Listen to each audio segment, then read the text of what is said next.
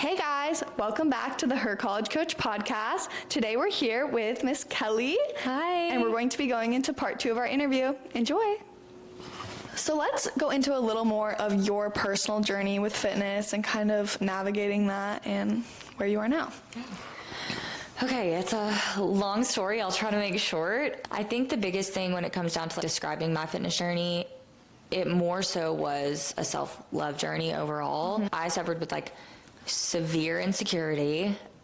I remember being insecure in my body from the very first time when I was the main triggering memory I think I have in my mind is I was at the pool with some of my friends. There was 5 of us in a little group, and I was the only one that was wearing a tankini bathing suit instead of a bikini. We were 11. Yeah. And I think that being instilled in my brain so deeply was the first time where I looked around and I was like, wait, should I be doing what everybody else is doing? Should I have the confidence to wear a bikini like that? Because I would shop at Justice and Limited too. Yeah, I loved Justice. I was 11, and I would always just go for the longer bathing suits because I was like, okay, this is what I feel comfortable in. I guess unintentionally hiding my insecurities with that. Yeah.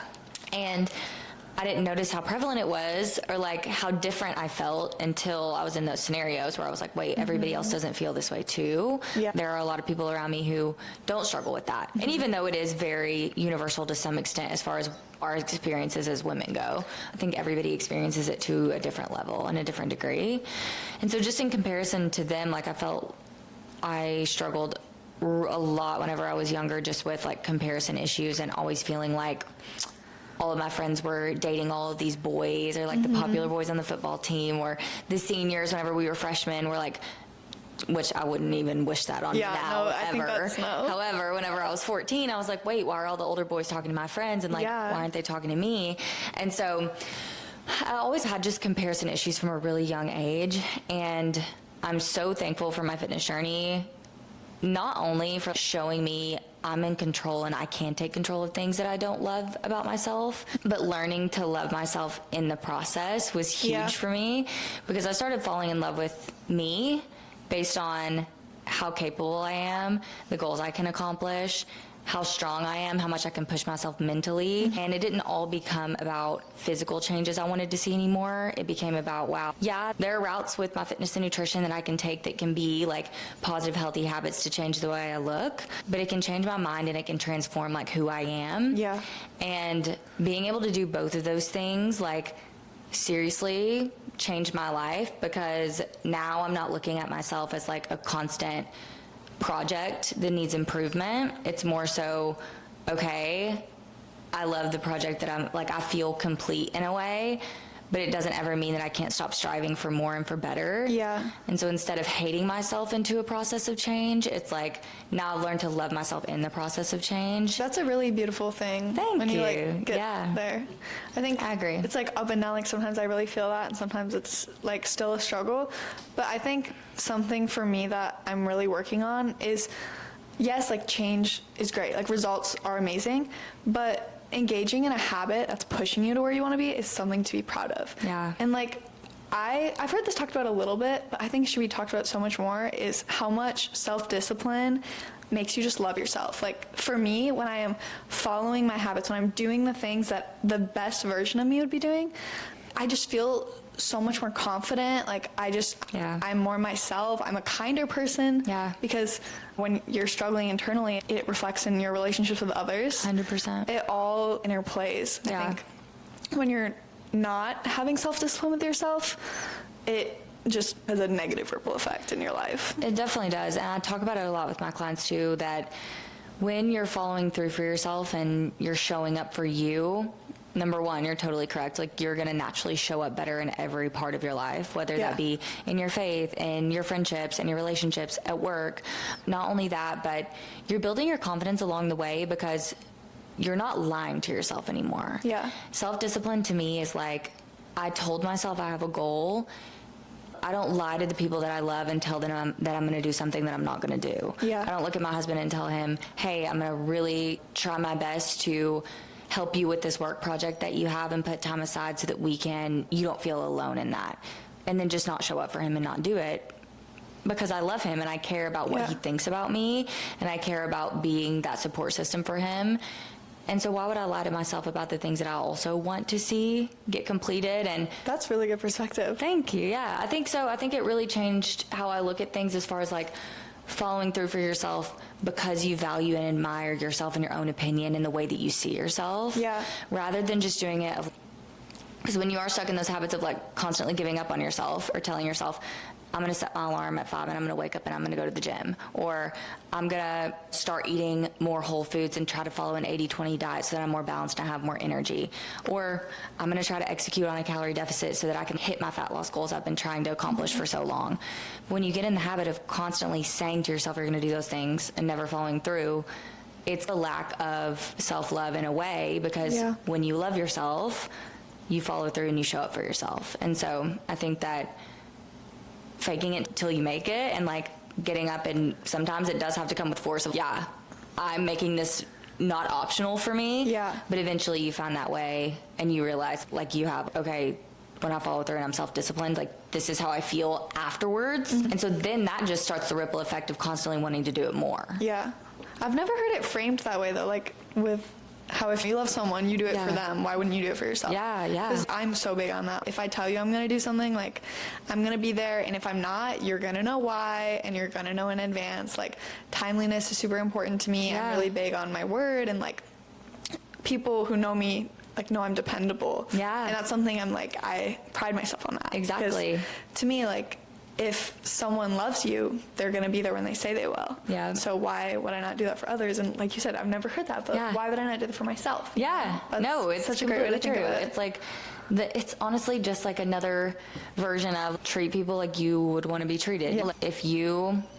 It's just the flip of that. If you're somebody who values, like you said, you feel loved whenever people do certain things for you, do those things for yourself too, so that you feel loved by you. Yeah. So yeah, I think that when you value yourself and you hold yourself to a standard, it's so much easier just to be honest and build your own confidence up along the way, because you realize, I do show up for me, and that's something to be proud of. And it's also like fun. Like genuinely, I think a fitness journey is fun. Yeah. Like seeing progress is fun, but also if you find a way to do it that's maintainable, that's why I love your page. Like, losing weight or hitting a fat loss goal or whatever your goal is, like, it doesn't have to be miserable. No. Like, living a healthy lifestyle is not miserable. I feel great when I eat like super high protein. Yeah. I'm having like my yogurt bowls and like my egg whites, and I have regular eggs too because I have all the vitamins and everything, so like I get my vitamins there.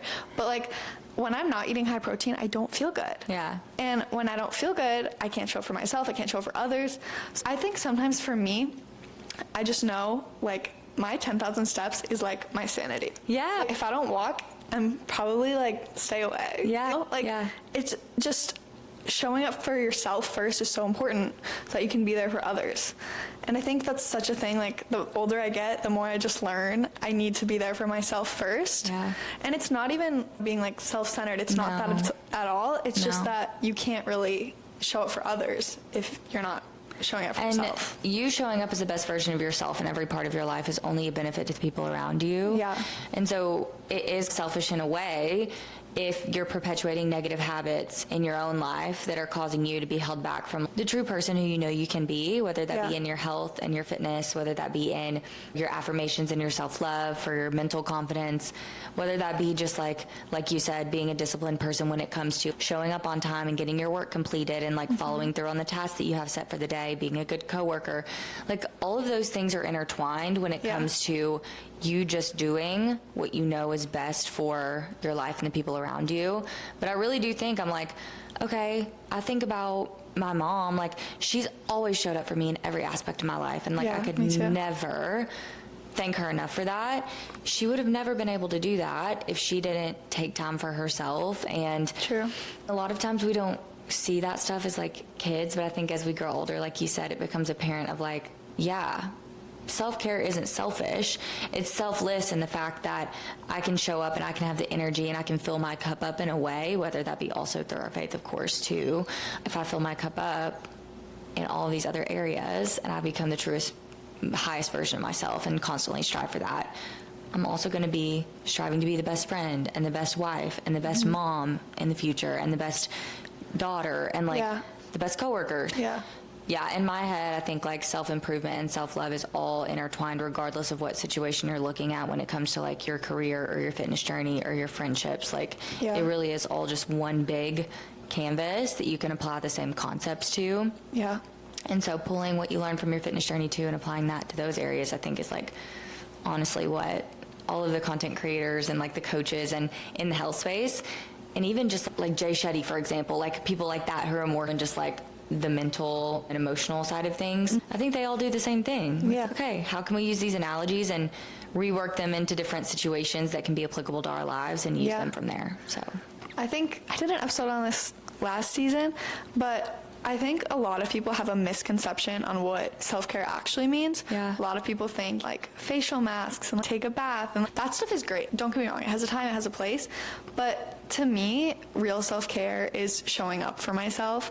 Like, I know sometimes I literally just need to go for a run. I just need to go for a run, or I need to go to the gym, or I need to go to Core Power, or I need to just eat in a way that makes me feel great. And to me, all of those habits I have are the ultimate form of self-care. Yeah. Like I do my oil pulling every morning and get my steps in. All of that stuff to me will always be better than like a spa night. Like it's good, it's fun, it's relaxing, but it's not forming me in a way that feels like substantial. Yeah, no, 100%. And I think too, like you said, there's definitely a time for recovery and relaxation, but the habits that you're explaining definitely come down to building your discipline and being able to follow the plan rather than your feelings, which I know is like a saying that floats around the fitness world everywhere. Yeah.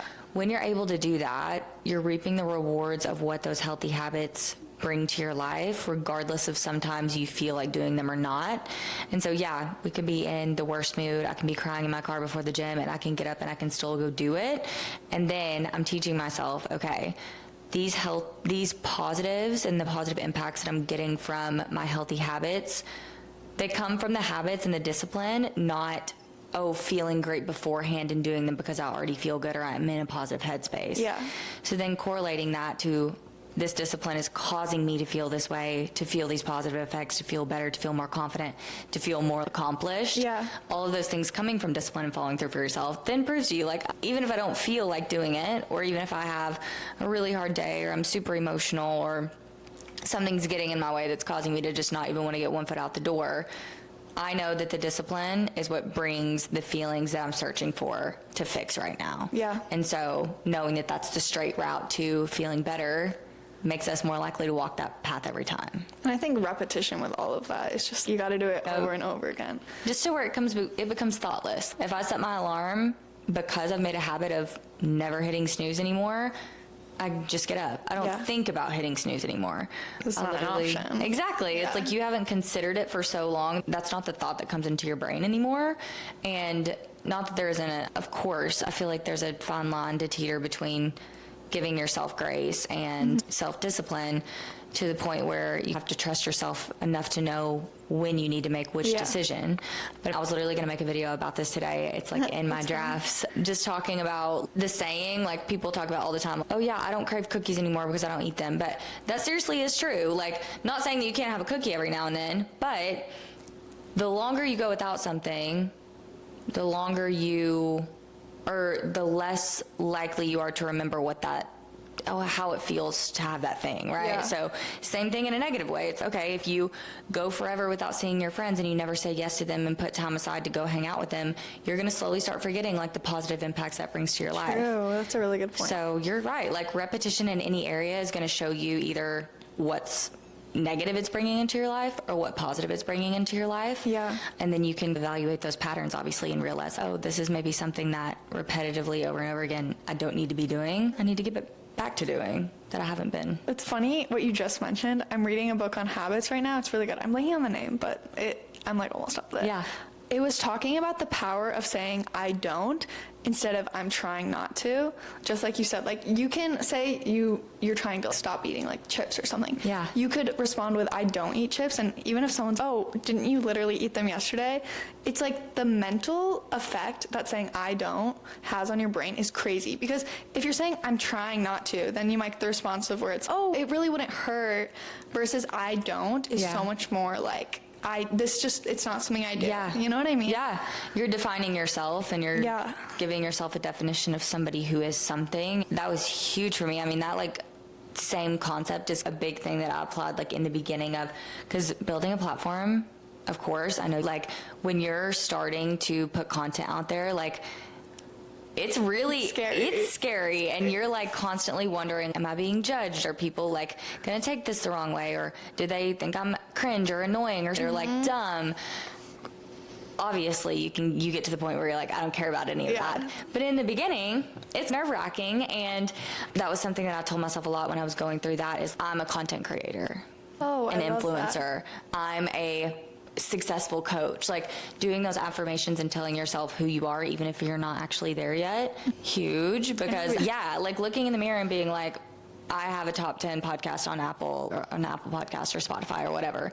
It's the exact same thing, just not the don't, but it's I am this. I love that. So I think that same concept like definitely drove that home for me whenever I was first starting to build my platform, because it was definitely scary when you were starting. If you could go back to your 18-year-old self about to start college, go on this whole journey, what would be your one piece of advice? Oh my gosh, that's such a good question.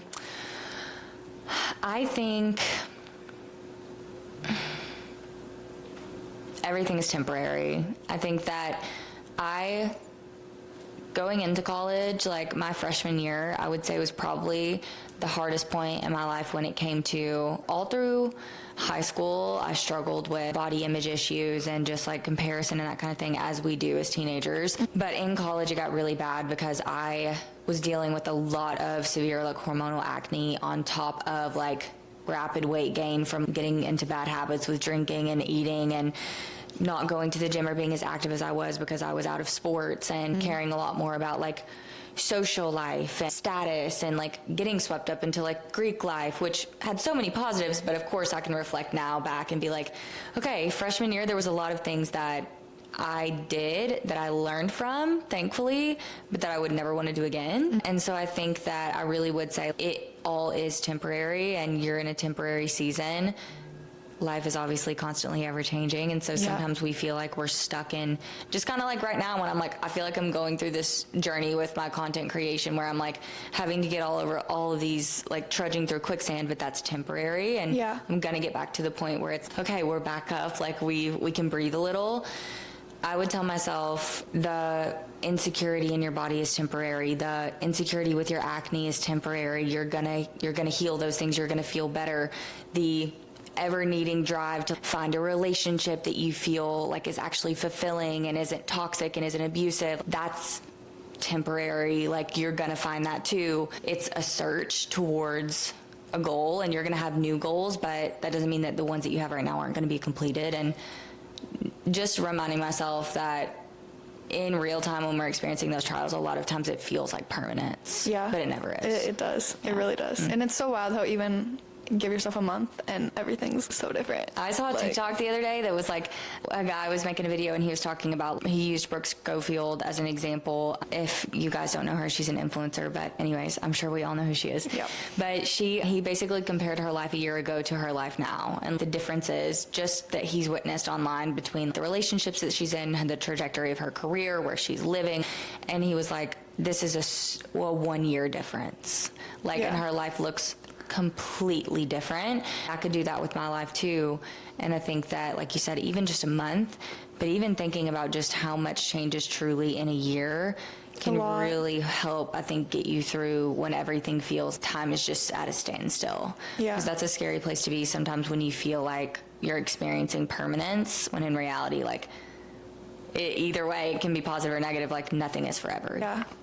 But I could literally talk to you forever. That's like such good advice. We are both into the mindset, like, I love it. Spiritual side of things too, which I think is a huge part of all the things we've talked about, like self-confidence and self-love. It's just like, it's different when you look at it from that perspective. It really is. But I loved having you on. You're such a natural. No, stop. I was literally just talking about how nervous I was, and I'm like, Brooke. No, you did so good. Okay, like, thank for real. you. I was you guys so should glad. all check out her content.